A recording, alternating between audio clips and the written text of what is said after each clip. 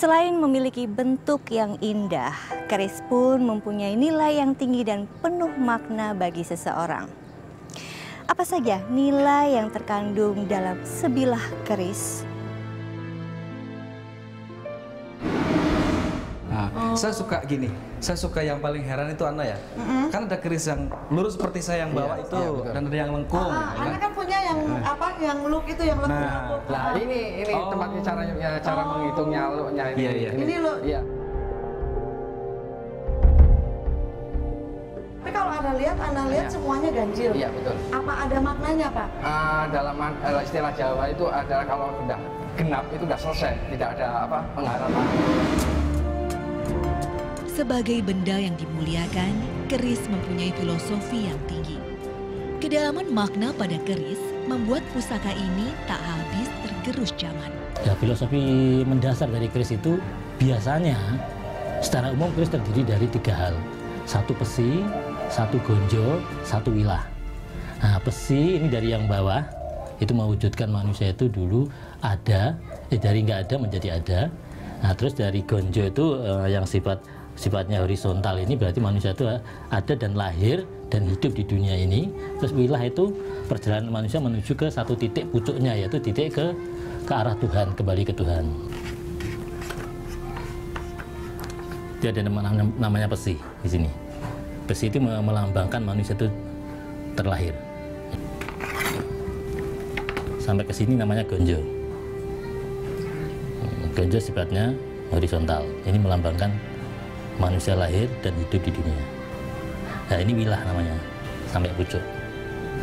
Ini namanya wilah sampai pucuk, ini melambangkan bahwa perjalanan manusia sampai menuju titik akhirnya dia kembali ke Tuhannya. Itu. Bagi masyarakat umum, keris lebih terkenal sebagai senjata tajam dengan bentuk berlekuk-lekuk.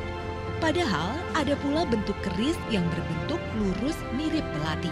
Keris itu secara tipologi dasar itu tidak hanya 2, tidak hanya lurus sama lop. Tipologi dasar keris itu ada 4. Yang pertama adalah keris leres. Sebetulnya bukan lurus, karena keris selalu ada kecondongan. Keris menggambarkan manusia samadi, hubungan manusia dengan Tuhan, sehingga selalu membentuk kecondongan tertentu yang dikenal dengan istilah keris leres.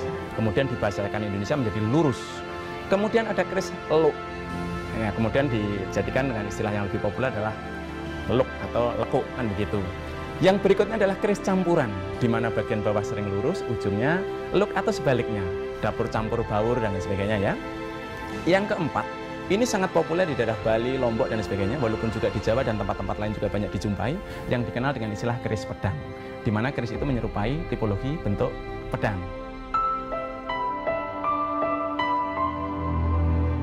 Jumlah lekuk sebanyak angka ganjil menjadi ciri khas keris. Dan yang terkecil adalah 1 lekuk atau disebut juga keris lurus. Nih, lok keris atau lekuk keris atau dalam bahasa Jawa dinamakan lok. Ya. Lok itu harus selalu ganjil.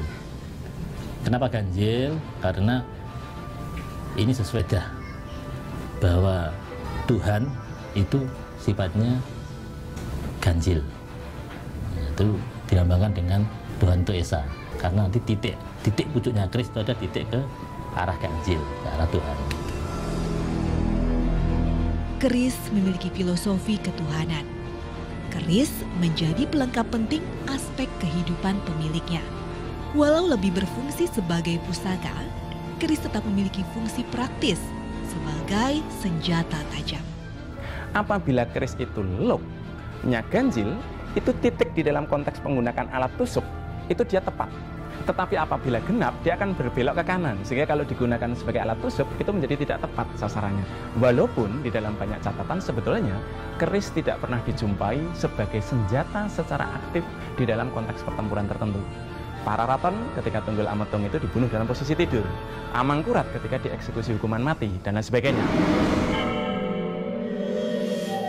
Lok 1 biasanya orang yang udah mapan, kalau ya udah mapan. Nah, lok 3 itu istilahnya buat orang yang punya cita-cita anak muda kayak Luk 3. Oh, iya, Kalau Luk 5 sebenarnya buat pengacara, dalang, orang yang bisa buat ucapan omongan itu kayak Luk 5. Untuk Luk 7 seterusnya sebenarnya buat kewibawaan semuanya gitu. Iya, 15 buat kewibawaan juga. Ya, istilahnya kalau 15 sebenarnya udah termasuk kalau hijau. Istilahnya Kalau hijau itu apa? Istilahnya di luar pakem gitu. Di luar pakem. Ya. Gini Pak, keris sampai diakui oleh UNESCO. Iya, Sebetulnya yang menyebabkan diakuinya itu apa Pak? Sembarangan orang membuat. Iya. Istilahnya istilahnya bahasanya itu ada tiri akadnya. Iya. Itu untuk mempersatukan antara yang di bawah dengan yang di atas. Yang di atas itu adalah batu meteor, yang di bawah adalah istilahnya besi segala itu, jadi disatukan itu. Keris mempunyai nilai seni yang sangat tinggi. Maka dari itu, terkadang banyak masyarakat yang salah dalam menilai keris. Bahkan, tidak semua keris yang lurus ataupun mempunyai look bisa dikatakan sebagai keris. Nggak semua bentuk gini bisa disebut keris. Sesuatu bisa disebut keris atau tulisan aji itu karena melalui berbagai proses. Dalam proses pembuatan keris, empu harus menjalankan ritual puasa sehari penuh. Hal ini dilakukan supaya sang empu mempunyai hati yang bersih dan juga fokus dalam pembuatan keris. Setelah melaksanakan ritual puasa, empu mulai mempersiapkan biji besi yang akan dibakar di atas tungku api. Proses pembakaran biji besi ini ditujukan untuk mendapatkan inti besi yang murni.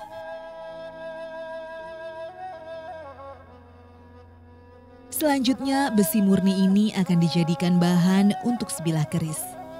Proses untuk mendapatkan sebilah keris ini memerlukan proses pembakaran dan penempaan berulang-ulang. Tidak hanya itu, bilahan keris yang menyala karena dipanaskan ini juga melewati proses lipatan sebanyak ratusan bahkan ribuan kali. Proses pelipatan ini ditujukan untuk membuat motif pamor pada sebuah keris. Proses selanjutnya, besi murni yang sudah dibentuk akan diapit oleh baja yang sudah berbentuk sama dengan keris. Lalu, sang empu kembali melakukan pembakaran dan penempaan hingga besi dan baja menyatu.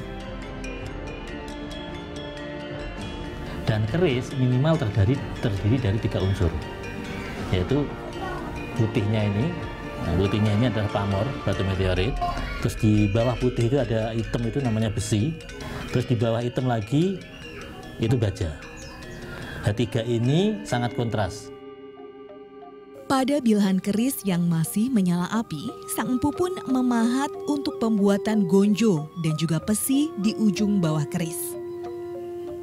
Setelah menjadi calon keris, jika keris yang dibuat adalah keris berluk, maka calon keris tersebut dipanaskan kembali dan ditempa hingga membentuk luk. Tahap selanjutnya, keris akan dikikir atau digerinda. Proses ini dinamakan kodoan. Pengerjaan proses ini harus hati-hati agar tidak merusak dan menghilangkan bagian pamornya. Proses ini juga harus dilakukan oleh sang empu. Karena hanya sang empulah yang tahu bagaimana keris ini akan dirancang.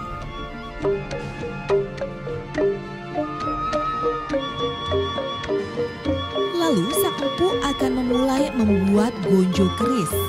Gonjo keris ini akan diukur terlebih dahulu sesuai dengan lebar keris. Setelah itu gonjo pun akan dilubangi supaya bisa masuk melalui pesi keris. Dengan jiwa seni yang tinggi, sang empu harus mampu memperhalus dan mengikir bilah keris supaya terlihat ukiran dari pamor. Tahap ini juga harus dilakukan dengan hati-hati. Jika berlebihan, akan banyak pamor yang ikut terbuang. Untuk meningkatkan kualitas besi dan bajanya supaya lebih keras, tajam, dan tidak mudah melengkung atau patah, sang empu akan memulai tahapan terakhir, yaitu penyepuhan atau pengerasan besi. Yakni dengan merendam keris ke dalam air lirang selama seharian.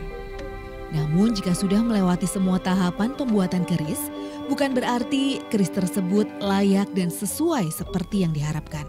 Kalau disepuh ini menjadi utuh dan seperti yang diharapkan, dia jadi. Tapi kalau nanti meluntir atau dia pecah, itu nggak jadi. Nah, di kalangan beberapa paranormal, justru pecahnya keris dimunculkan mitos-mitos. Dianggapnya pamengkang jagat, dianggapnya itu untuk hal-hal yang sifatnya mahabat atau penarik atau apa. Padahal itu keris cacat gitu.